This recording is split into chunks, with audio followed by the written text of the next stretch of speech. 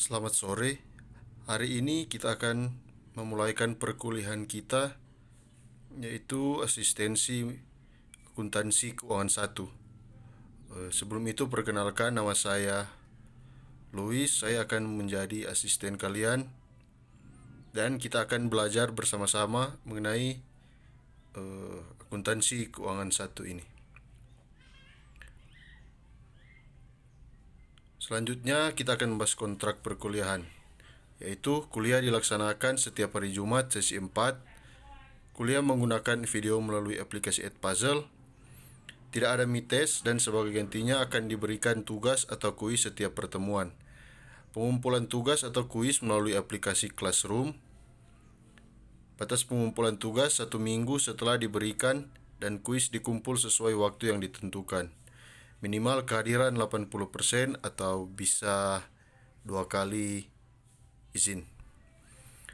Tetapi saya juga akan mengadakan live Zoom, mungkin 3 atau 4 pertemuan sesudah Edpuzzle.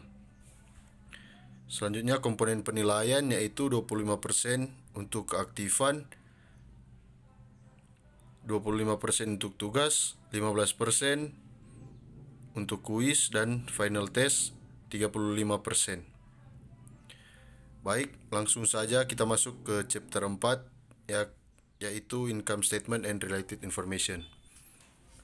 Topik yang akan dibahas pada chapter 4 ini yaitu income statement, statement of retained earnings, dan statement of changes in equity. Kita masuk pada income statement. Jadi komponen income statement yaitu terdapat penjualan. Penjualan ini berisikan penjualan pendapatan, sales discount, sales returns, and allowance. Jadi apabila dalam penjualan terdapat sales discount, maka untuk memperoleh net sales kita harus mengurangkan sales revenue dengan sales discount atau sales returns and allowance. Jadi sales discount and sales returns and allowance ini tidak mesti ada dalam setiap transaksi. Apabila kita sudah mendapat net salesnya, net sales tersebut dikurangi dengan cost of goods sold atau harga pokok penjualan. Hasil pengurangannya itu dinamakan gross profit atau laba kotor. Selanjutnya, tentukan selling expense dan administrative expense. Selling expense ini berkaitan dengan beban-beban yang berkaitan dengan penjualan. Sedangkan administrative expense ini berkaitan dengan beban-beban yang terdapat di kantor. Selanjutnya other income and expense. Di sini tandanya saya kasih plus atau minus, itu artinya kalau terdapat income berarti plus, jika expense atau beban berarti minus. Selanjutnya dari gross profit tadi ditambah selling expense dan dikurang selling expense dan administrative expense serta other income and expense jika ada, akan memperoleh income from operation. Selanjutnya terdapat komponen selanjutnya yaitu interest of bonds and notes atau biasa disebut financing cost. Itu terdapat di soal. Nanti kita akan bahas detail melalui contoh soal. Selanjutnya income before income tax. Apabila kita sudah mengurangkan income from operation dengan financing cost tadi atau interest on bonds and notes. Setelah itu income before income tax kita kurangkan dengan income tax. Hasil pengurangannya diperoleh income from continuing operation. Selanjutnya discontinue operation, bisa plus, bisa minus. Contoh discontinue operation ini misalnya ada produk yang dihentikan penjualannya, itu masuk di discontinue operation. Selanjutnya kita memperoleh net income. Selanjutnya terdapat juga kalau misalnya diminta buat comprehensive income, berarti kita harus menambahkan atau mengurangkan dengan unrealized holding gain or loss, yaitu laba yang tidak terrealisasi. Ditambah atau dikurang dengan net income akan memperoleh comprehensive income. Selanjutnya kita akan bahas contoh soal, yaitu P42 halaman 4/35. Maaf, soal yang akan kita bahas hari ini yaitu exercise 4/7 halaman 4/31.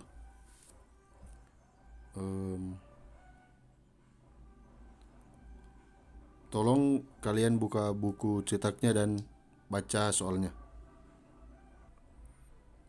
Jadi Wetherspoon Shoe ini memiliki informasi terkait perusahaannya dan dasar informasi untuk membuat income statement untuk tahun yang berakhir 31 Desember 2019, yaitu pendapatan sewa 29.000, beban bunga 18.000, unrealized gain on non-trading equity securities 31.000, selling expenses 140.000, income tax 30.600, administrative expenses 181.000, COGS 516.000, net sales 980.000, cash dividends declare 16.000, dan loss on sale of planned assets 15.000. Terdapat juga 20.000 ordinary shares outstanding selama tahun berjalan atau penerbitan 20.000 ordinary share. Kita diminta untuk membuat comprehensive income statement, statement of return earning, dan statement of changes in equity. Yang pertama kita buat statement of comprehensive income. Yang pertama, net sales sebesar 980.000. Lalu dikurangkan dengan COGS sebesar 516.000 dan kita memperoleh gross profit 464.000. Selanjutnya selling expense sebesar 140.000 ditambah administrative expense sebesar 81.000, kita memperoleh 321.000. Di sini terdapat other income or expense, yaitu rent revenue dan loss on sale of planned asset. Jadi rent revenue 29.000 kita kurang dengan loss on sale of planned assets sebesar 14.000. Kita memperoleh net of other income or expense sebesar 15.000. Selanjutnya gross profit tadi ditambah selling and administrative expense, dikurang selling and administrative expense sebesar 321.000, kita tambahkan dengan other income or expense sebesar 15.000. Kita memperoleh income from operation sebesar 158.000. Selanjutnya financing cost sebesar, kita kurangkan income from operation dengan financing cost sebesar 18.000. Di soal financing cost itu yaitu interest expense. Jadi jika teman-teman bingung yang mana itu financing cost, yaitu interest expense. Jadi setiap beban bunga itu dimasukkan ke dalam financing cost. Hasil kurangnya income from operation dengan financing cost, kita memperoleh income before income tax sebesar 150.000. Selanjutnya 150.000 tadi kita kurangkan dengan income tax. Income tax ini di soal sudah disediakan 30.600. Jadi di sini sudah disebutkan ya 30.600. Ada soal-soal yang belum disediakan income tax-nya. Dia hanya sediakan berupa persenan saja. Jadi jika terdapat persenan, kita kalikan persenan tersebut dengan 100. Dengan persenan income tax itu kita kalikan dengan income before income tax. Setelah itu kita kurangkan dan akan memperoleh income from continuing operation sebesar 109.400. Di sini tidak terdapat discontinue operation atau operasi yang tidak dilanjutkan. Jadi net income yang kita peroleh sebesar 109.400. Di soal terdapat unrealized gain on non-trading equity securities sebesar 31.000 net of tax. Jadi apabila dia bilang dia tidak mengatakan net of tax, berarti persenan income tax tadi kita harus kalikan lagi supaya memperoleh unrealized holding gain. Selanjutnya net income tadi kita tambahkan dengan unrealized holding gain sebesar 31.000. Kita akan memperoleh comprehensive income sebesar 140.400.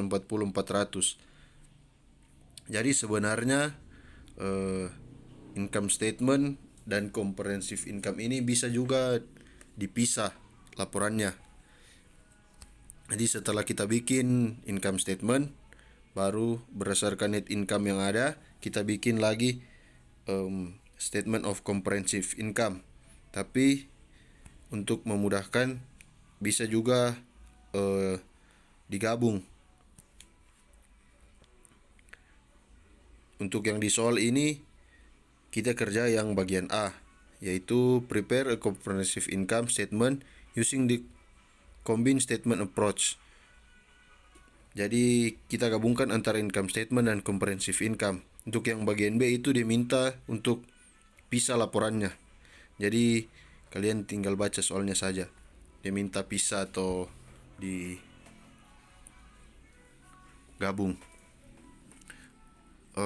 Saya menjelaskan lagi untuk selling expense dan administrative expense ini. Jadi di soal kebetulan soalnya ini sudah kasih totalnya selling expense sama administrative expense. Ada soal yang pisah antara selling expense-nya harus dikategorikan lagi. Apa saja yang termasuk selling expense sama administrative expense. Jadi kalian harus tulis lagi satu persatu. Kalau misalnya di soal tidak disebutkan total selling expense-nya.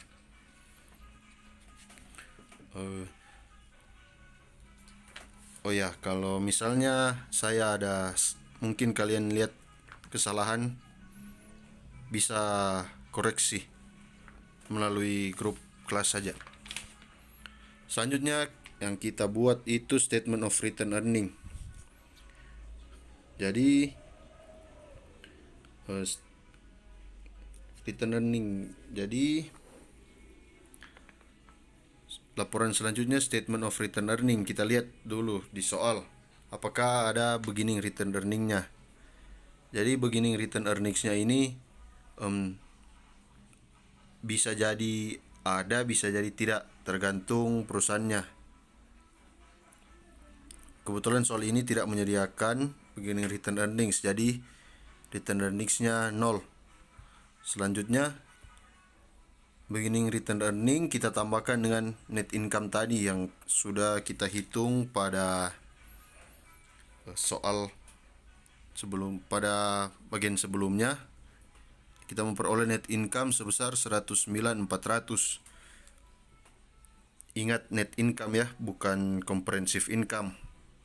Karena beda nanti hasilnya kalau kalian masukkan comprehensive income. Jadi kan tadi itu ada net income ya, yang tadi 109.400 baru ditambah 31.000. Yang dimasukkan di sini 109.400. Baru kita kurang dengan dividen sebesar 16.000. Kemudian kita memperoleh ya, ending return earnings-nya sebesar 93.400. Selanjutnya kita akan membuat statement of changes in equity atau laporan perubahan ekuitas. Yang dibuat pertama yaitu tabel seperti ini, yaitu pada bagian atas terdapat share capital ordinary, return earnings, accumulated other comprehensive income, dan total. Kemudian pada bagian kiri ke bawah beginning balance, terus ditambah issue of share capital atau penerbitan saham, ditambah laba komprehensif dikurang dengan dividen, dan yang terakhir itu ending balance. Yang pertama kita isi dulu share capital ordinary-nya. Di soal dibilang selama tahun berjalan perusahaan itu menerbitkan 20.000 share ordinary. Jadi kita masukkan share ordinary itu ke kolom beginning balance pada share capital ordinary. Selanjutnya kita isi apabila terdapat penambahan penerbitan saham, berarti kita harus memasukkannya ke dalam kolom issued of share capital, yaitu pada kolom share capital ordinary. Jadi misalnya 15 terdapat penambahan penerbitan saham baru. Jadi kita masukkan ke dalam issued of share capital pada share capital ordinary. Kemudian total. Selanjutnya comprehensive income. Comprehensive income ini kita lihat return earnings-nya, yang diambil itu net income. Comprehensive income ini sebenarnya terdapat net income sama other comprehensive income-nya tadi, yang unrealized holding gain yang 31.000 tadi. Jadi yang net income sebesar 109.400 dimasukkan pada kolom comprehensive income dan kolom return earnings. Selanjutnya yang unrealized holding gain atau unrealized holding gain kita masukkan ke comprehensive income pada bagian accumulated other comprehensive income sebesar 31.000. Bisa saja ini unrealized holding gain-nya minus ya. Jadi tidak selamanya unrealized holding gain-nya ini plus. Ini kebetulan soalnya ini plus. Terus kita total 109.400 ditambah 31.000 sebesar 140.400. Kita kurang dengan dividen, yaitu di soal tadi dibilang cash dividend declare 16.000. Jadi kita kurangkan 16.000.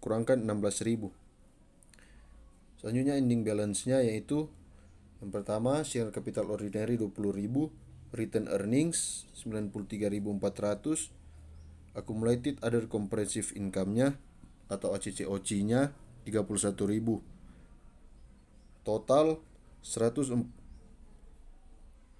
Totalnya 144.400.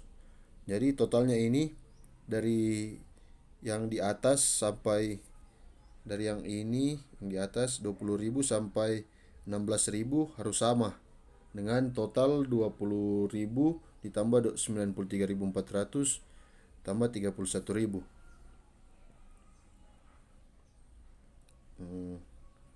Sekian materi saya hari ini.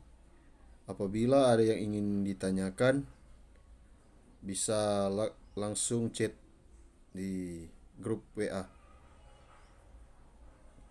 Terima kasih.